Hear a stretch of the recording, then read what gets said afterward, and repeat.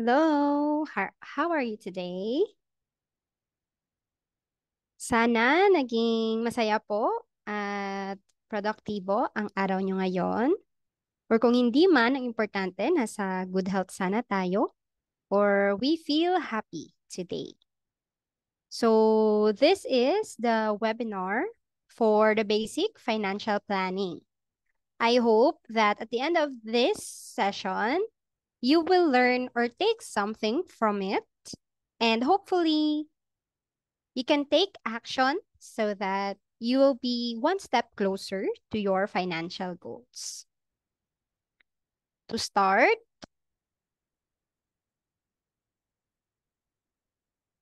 please let me introduce myself. So, I'm Micaela de la Cruz Villanueva. You can call me Mikay for short. So, I'm an accountancy graduate. And after graduation, I worked in the corporate. So, I worked with a multinational accounting firm or auditing firm, as well as with multinational company.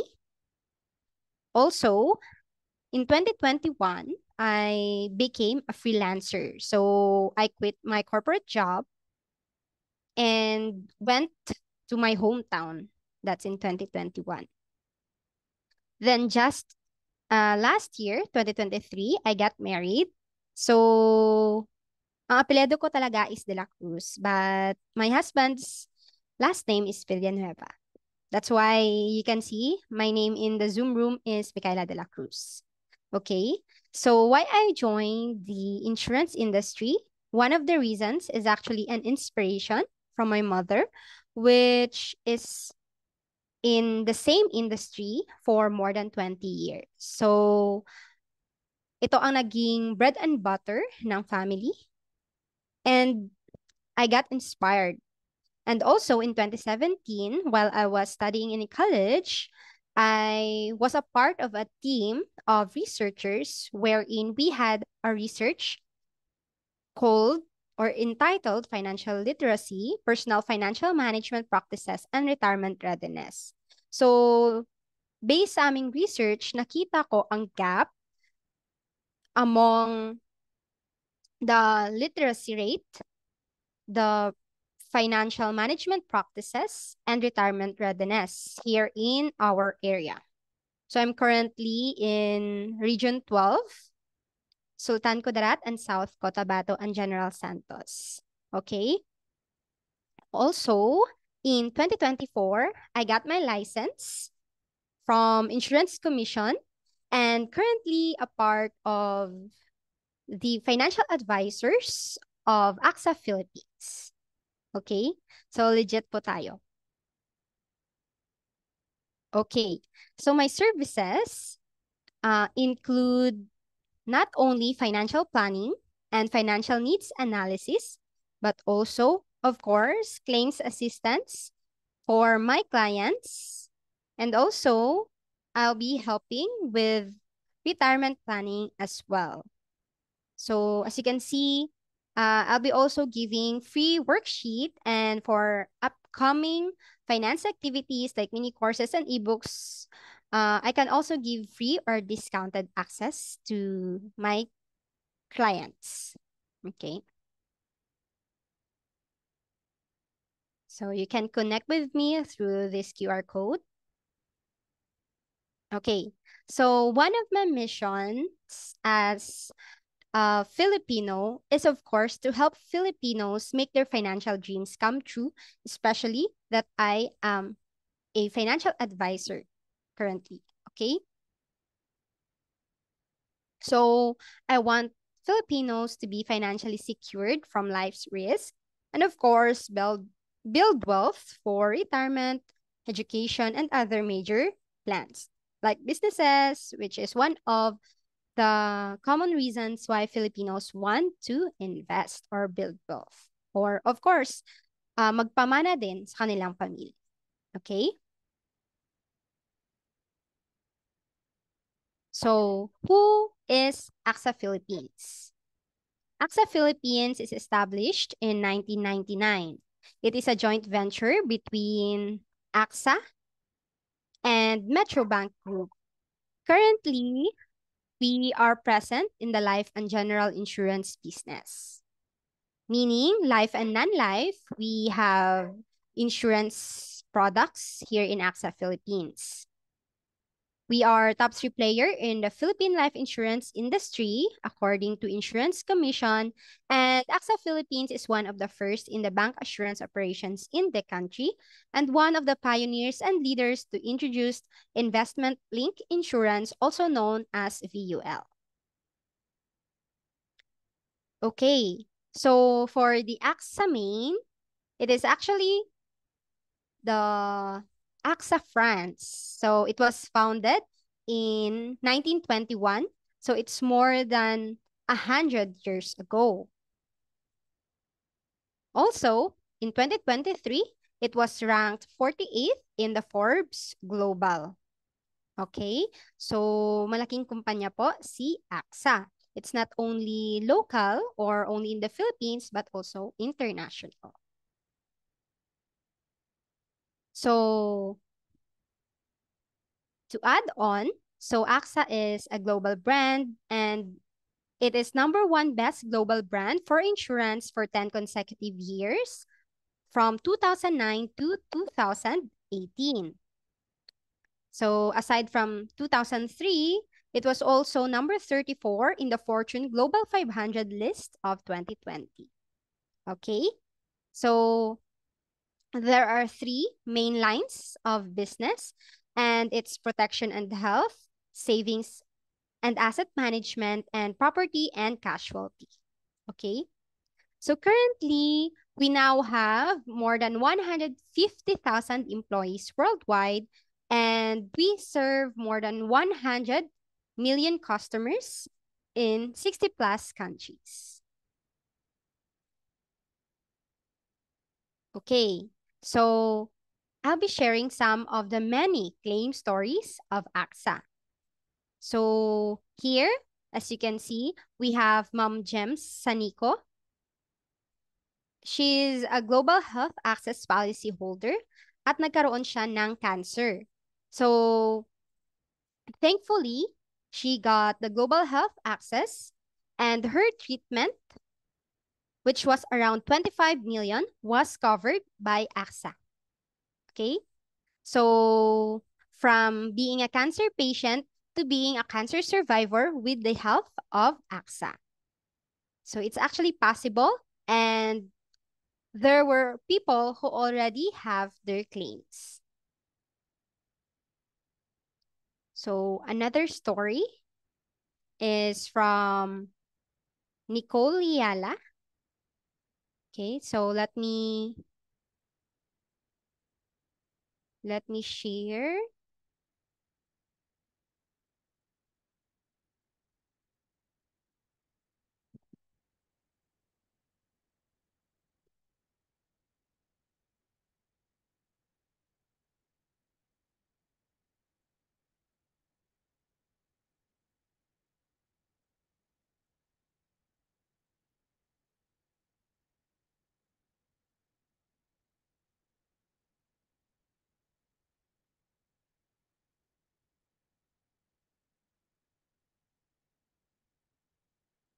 Yung hospitalization ni Prince, yun palang provision na yun ng Panginoon. And we'd also like to share that with you, yung provision na yan. And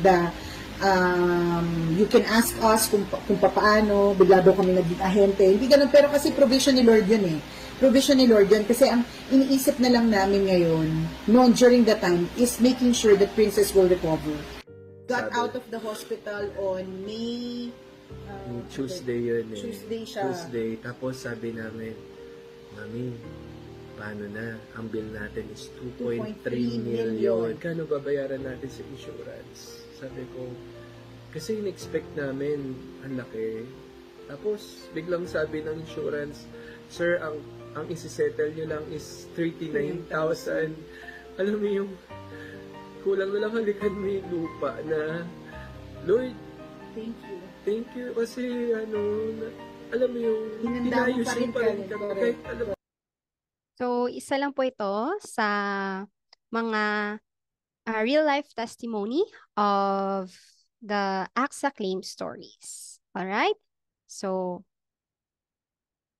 for the Coronadal branch wherein I'm part of, we also have a claim story, which um, here, the client got the AXA Health Start and just paid 11 months.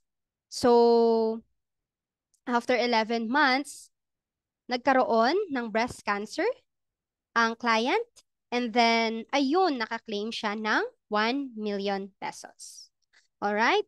So, AXA is legit and many have already tested and claimed for from their insurance policy. Alright?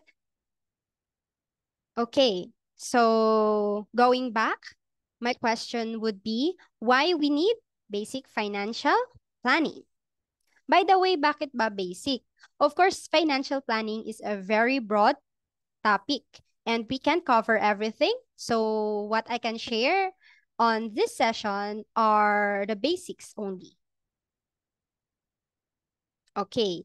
So bakit nga ba natin kailangang mag-financial planning?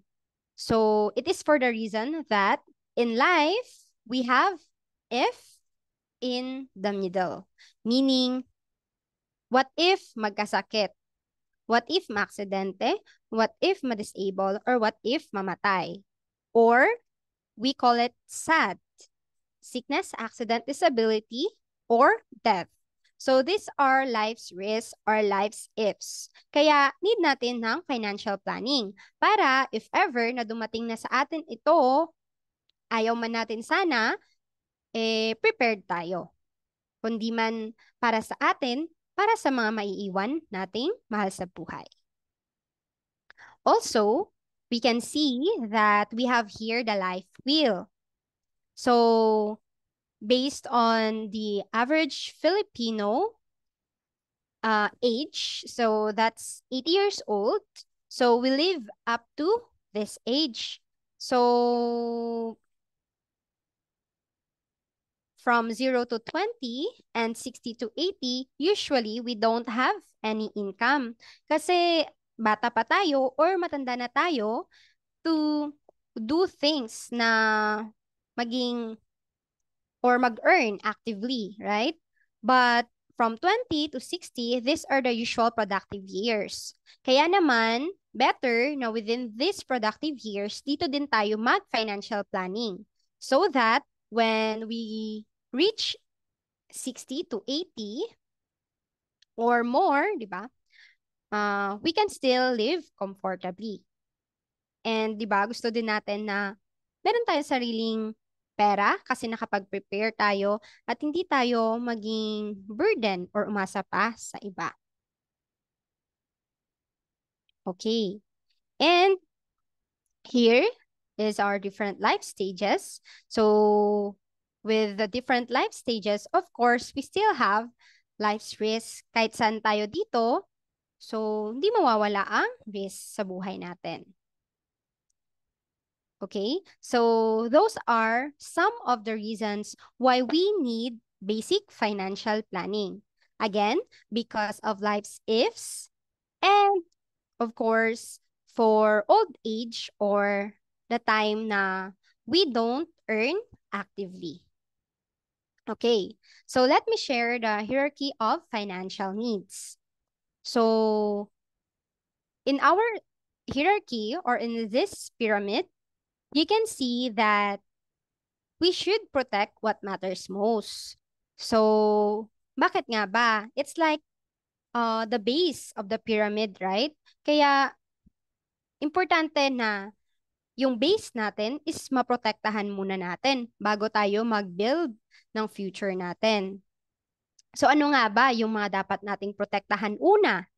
Okay? So, first, health. Kasi 'di ba pag nagkasakit tayo, hindi naman tayo makaka-earn.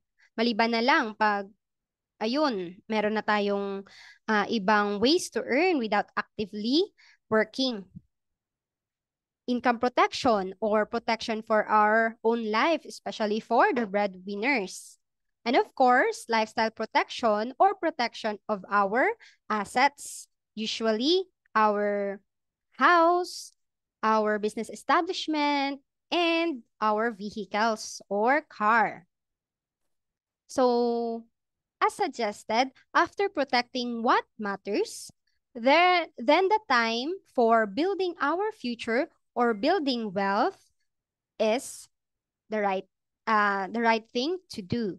So we can prepare for our education or our children's education, then for our own retirement, and of course for our major investments or for our own personal goals. Okay? So hopefully, itong hierarchy of financial needs ating matandaan na bago tayo mag-invest is magkaroon muna tayo ng magandang base sa ating hierarchy or sa ating pyramid. Okay?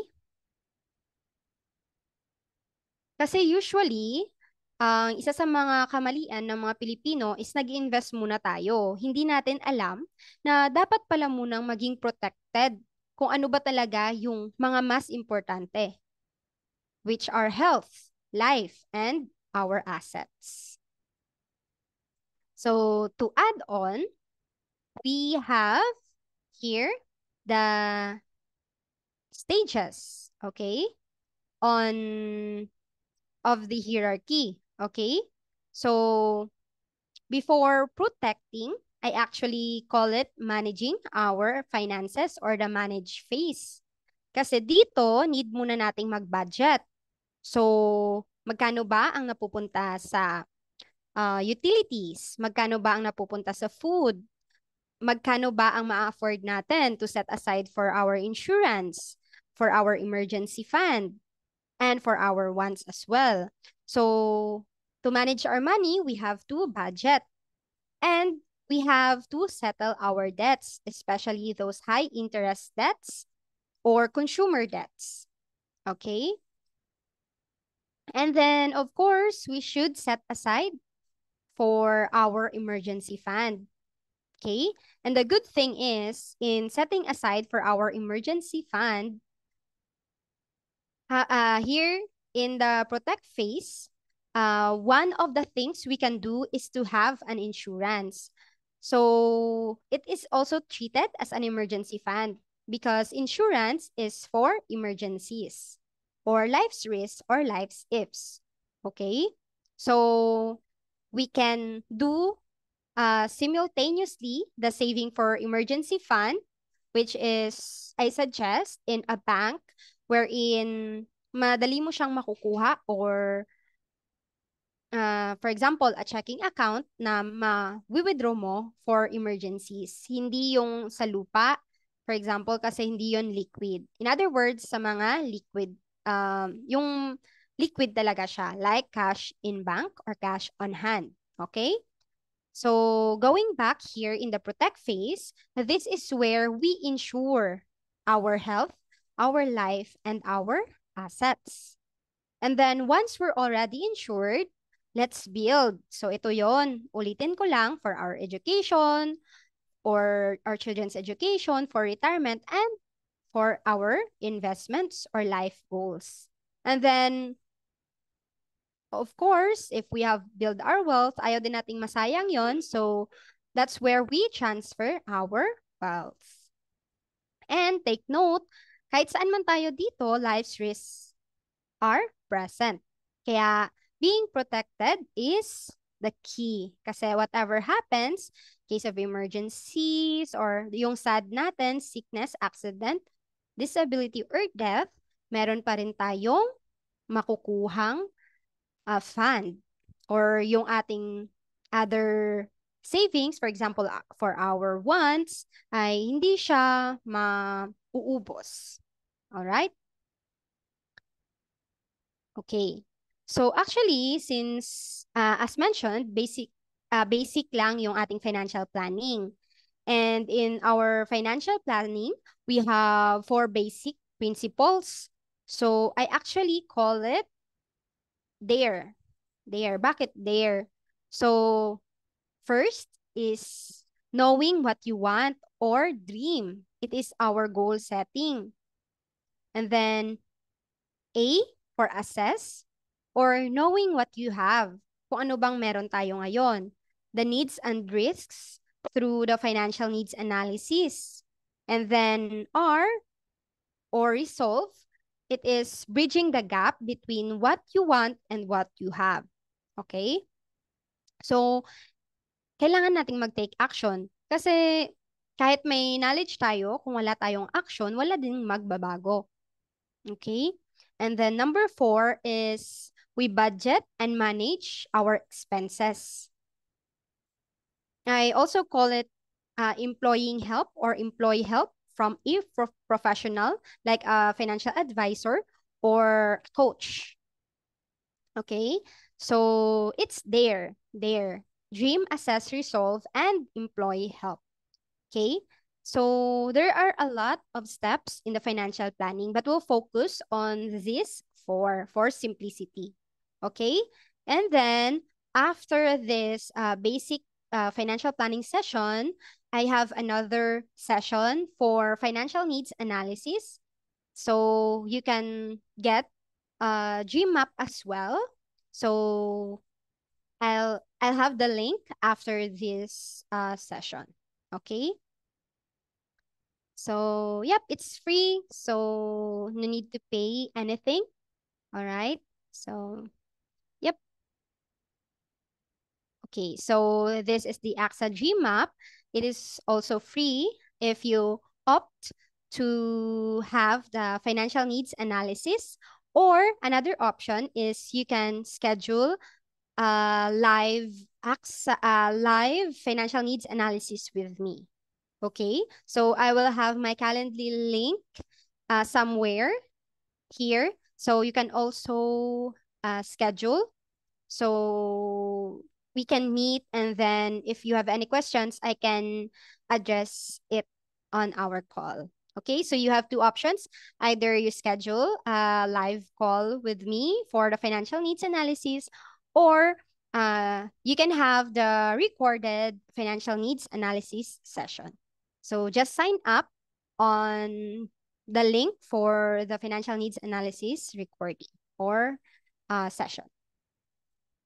Okay, so the usual questions like in our dare. So what is your dream? What are your top priorities? How much is your budget for securing your future? And how would you like your investments to grow and others? Okay, so yep, since you're aware, I'm partner of AXA Philippines. So the next question would be why insurance? So as you can remember, insurance is part of our protect phase, right? So as a financial advisor, I offer insurance because it is the tool to protect what matters in our life. Okay. Insurance protects your top priorities. Okay? And hindi lang po ako yon yung nagsasabi ng ganon. So, based on research, insurance plays a critical role in financial planning by providing a safety net for unexpected events. Having insurance means that your financial goals remain on track even if things go sideways and life throws you the unexpected. So, ayun na nga. So, unexpected. So, hindi natin alam kung kailan dadating. Actually, ano siya eh, minsan inevitable yung tamang term. Kasi alam naman natin or expected natin na mangyayari yung maganon, pero hindi lang natin alam kung kailan. So if we have insurance, we provide a safety net for these types of events. Okay. So, ayun, si Jack Ma.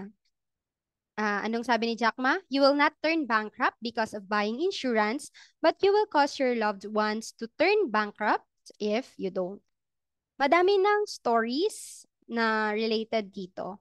For example, yung kapitan ng barko na ano pa, bata pa, pero hindi kumuha nung time na healthy pa siya.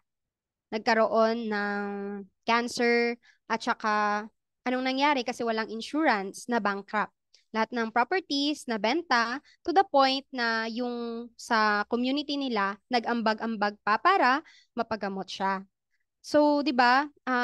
Hindi naman tayo mababankrupt eh. Magkano ba 'yon yung iset aside natin for a month or weekly or annual versus naman sa makukuha natin in case of unexpected events or in case of risk like critical illness, sickness, or disability, death, right? So, ayun, hindi tayo mababankrupt compared sa pag nangyari na yun at wala tayong safety net or wala tayong na-set aside for protection.